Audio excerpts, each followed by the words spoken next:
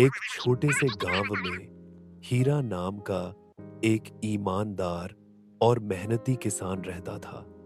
उसके पास एक बैल था जिसका नाम था मोती। मोती सिर्फ बैल नहीं था, हीरा का सबसे अच्छा दोस्त था। दोस्त के साथ साथ वह उसका परिवार भी था। हीरा हर रोज सुबह उठकर मोती को देखता था और खुश हो जाता। मोती भी अपने मालिक को सुबह देखकर खुशी से रेंगने लगता था। हीरा रात होने पर शुभ रात्रि कहने से पहले मोती की पिठ थपथपाता और गले लगकर उसे शुभ रात्रि बोलता, और मोती भी आंखें झपकता और अपने मालिक का चेहरा मन में बसाकर सो जाता। पूरा गांव उनमें ऐसे लगाव को देखकर बहुत खुश होता था। उन्होंने साथ में कई साल बिताए। धूप, बारिश, सुख, दुख सब मिलकर झेले।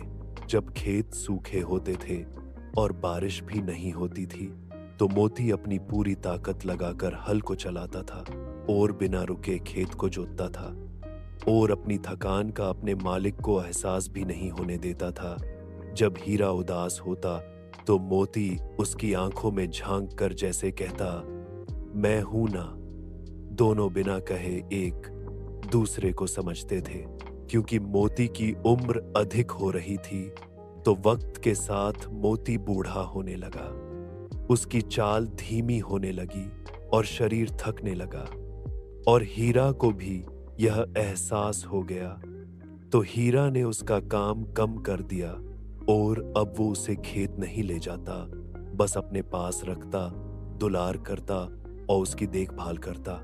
एक दिन ठंडी सुबह में हीरा जब उठा और अपने मोती को देखने गया, तो देखा कि मोती जमीन पर चुपचाप लेटा हुआ था। उसकी सांसें थम चुकी थीं। उसे देखते ही हीरा की आंखों में आंसू आ गए और हीरा टूट गया। हीरा के मुंह से एक बोल भी नहीं निकला, बस अपने बैल मोती के पास बैठकर रोए ही जा रहा था। बहुत दिन होने के बाद भी गांव वालों ने देखा कि हीरा अभी भी अपने बैल मोती को बहुत याद करता है और उसके बिना बहुत अकेला हो गया है। तो गांव के लोगों ने उसे कहा, हीरा, दूसरा बैल ले आओ। ऐसे कब तक ऐसे रहोगे हीरा? जिंदगी को हमें आगे लेकर चलना ही होता है, चाहे हालात कैसे भी हो। लेकिन हीरा बोला, दूसरा बैल मिल सकता है, पर मोती जैसा दोस्त नहीं। फिर हीरा ने खुद को समझाया और गांव के लोगों की बात सुनी और काम करने लगा। हीरा ने गांव के पास एक नीम के पेड़ के नीचे मोती के लिए एक छोटी सी समाधि बनवाई। वहां एक पत्थर पर उसने खुद अपने हाथों से लिखा, मोती, तू मेरा साथी था, मेरा परिवार था। तू गया नहीं है। तू हर उस मिट्टी में है जिसे हमने साथ जोता था। समय बीत गया। हीरा ने उस जगह को बच्चों के लिए एक छोटा सा खेत बना दिया, जहां वह खेती सिखाता और मोती की कहानियां सुनाता। अब वो जगह मोती का बगान के नाम से जानी जाती है, जहां हर पौधे में दोस्ती की खुशबू होती है, और सच में जो मन में बस जाता है वो कभी मरता नहीं है।